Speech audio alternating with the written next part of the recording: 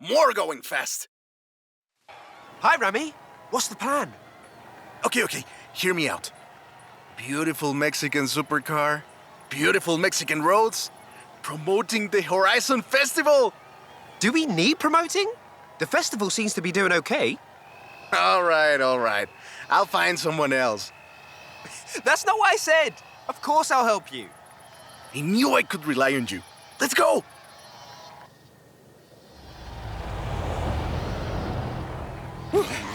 Let's get moving. Get some speed, then turn into the countryside. Really see what this car can do. In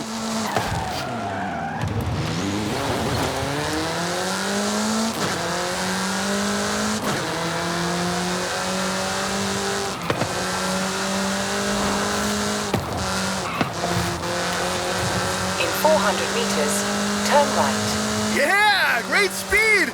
But let's see how you handle some corners. You want to tell me about the car, don't you? I thought you'd never ask. So, VOL is an abbreviation. It stands for Vehicles of Ultra Lightweight and High Performance. It was started by two brothers, Guillermo and Iker Echeverria. The VOL 05 is a track-focused supercar, designed and produced in Mexico, but tested and optimized in the UK. I even think I saw one at the festival when I was over there. We're driving the pre-production version of the VOL 05RR, the even more track-focused version. Somehow, the designers reduced the weight by 65 kilos and increased the power to nearly 400 bhp. Then they lowered the engine by 50 millimeters to drop the center of gravity and improve cornering.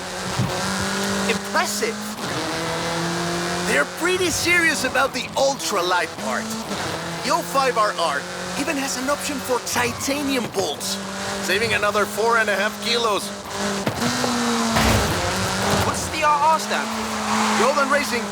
The car was designed for an enhanced track experience, but remains road legal. In 200 meters, you will arrive at your destination. Perfect. There's a couple of other things you can help out with, if it's not too much trouble. You're never gonna let me live that down, are you? Call me.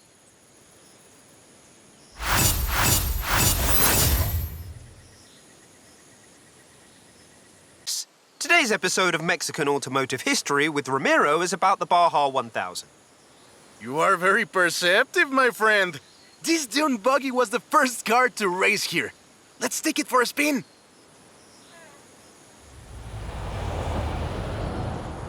The Baja 1000 is probably the most prestigious race held in Mexico.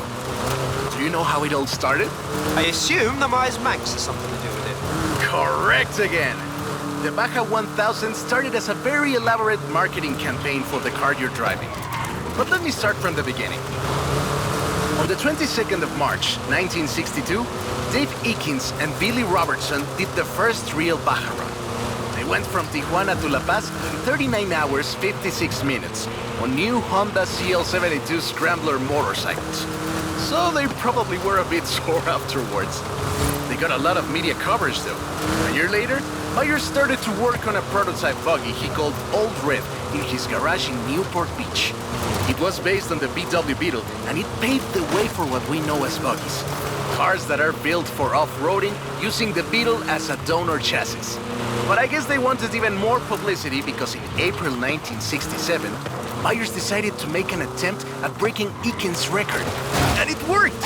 Myers did it in 34 hours and 45 minutes, beating Eakins for more than 5 hours. The rivalry was known as Buggy Beats Bike in Baja. Sounds like something you did back in the UK, doesn't it?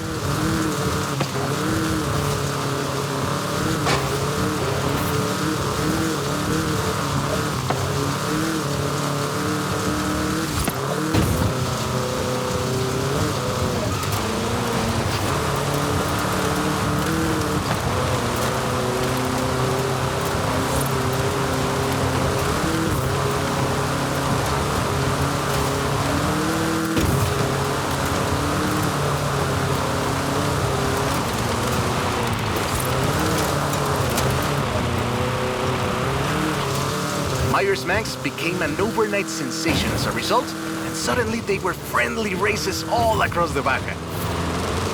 It wasn't long before they realized they needed something more organized. And that was Mexican 1000. Guess who won the inaugural event? Max? You're on fire today! Yes, in 27 hours and 38 minutes. The official race was 100 miles shorter than the original route, but it's still impressive.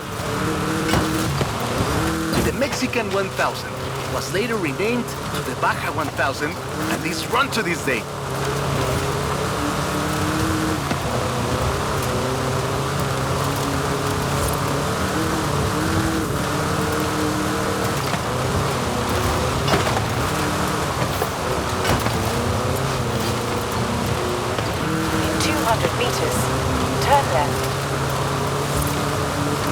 Turn left.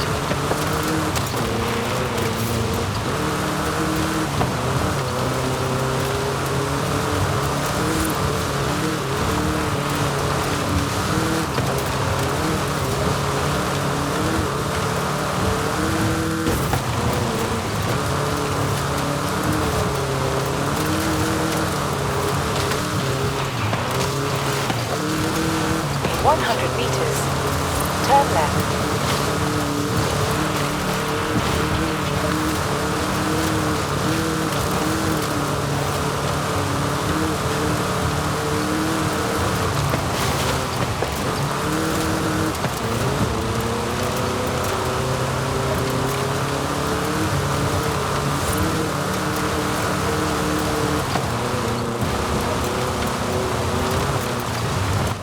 I love that story. My abuela used to tell it to me at least once a year.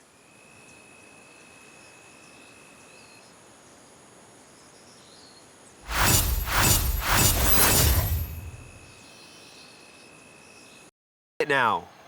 To be honest, though, it was me who needed your help, not Papa Fernando. I can't fault that logic. Who are the other racers? You know them. It's the Born Fast crew. They're raring to go.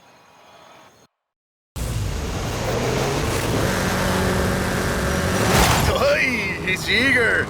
But this isn't really a street race. There's no checkpoint, just the finish line. So keep to the route and get there first.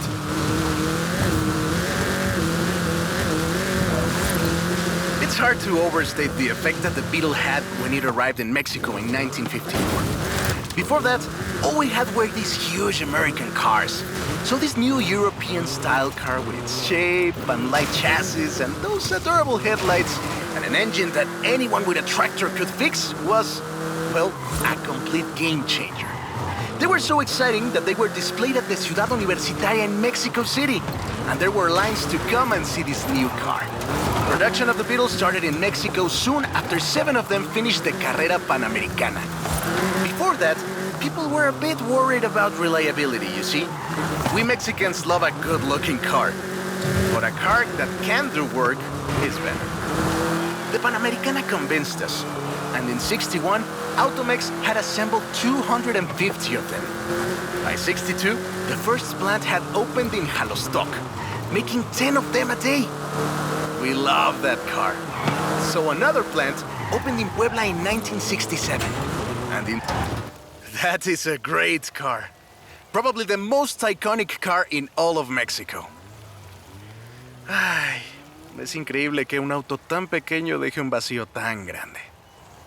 Adiós, sedan. Thanks. I'll call you when I've got that next one ready.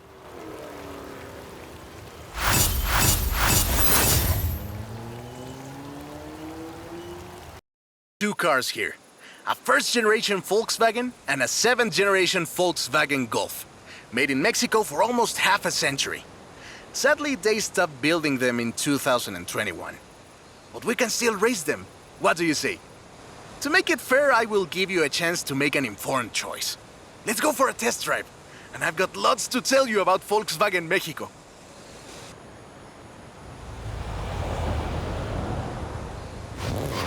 Volkswagen Mexico headquarters are in Puebla City. It started production in 1967 with the famous Beetle. As we call it, the VOCHO. VW made multiple attempts at replacing the famous Beetle with newer models, but all of them failed way short of achieving the production figures until the Volkswagen Golf came into play.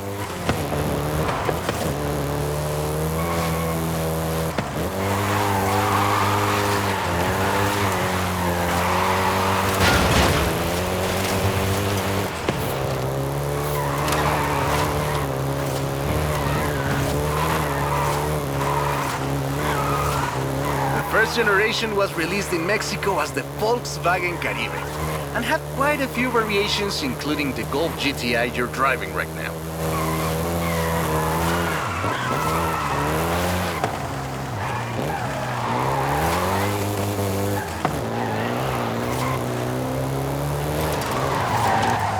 VW engineers, inspired by the Beetle GSR, designed and prototyped the Golf in secret as a Skunk Works project. Little did they know that the Golf GTI would become the hot hatch.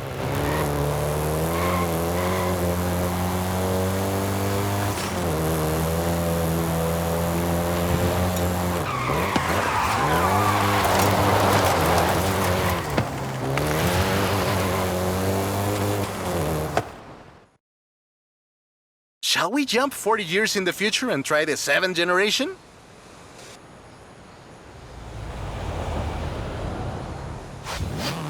The 7th generation of the Golf first appeared in 2012.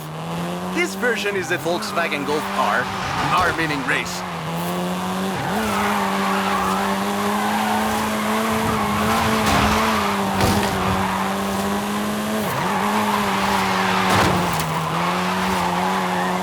This was the fastest Golf in the range, with a 0 to 60 time of 5.1 seconds.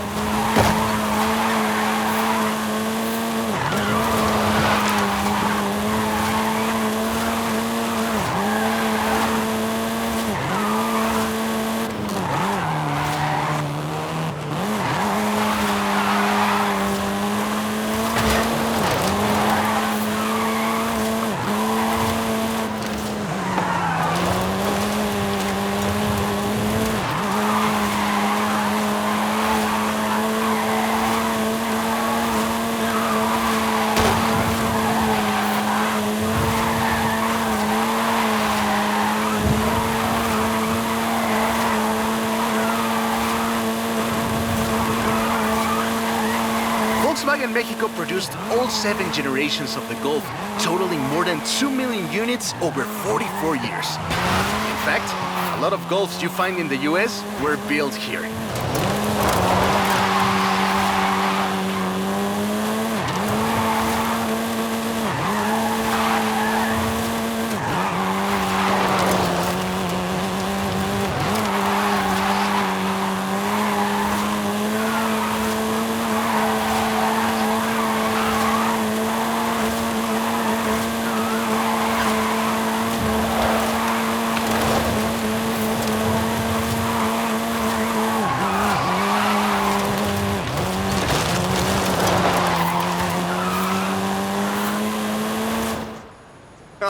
All right.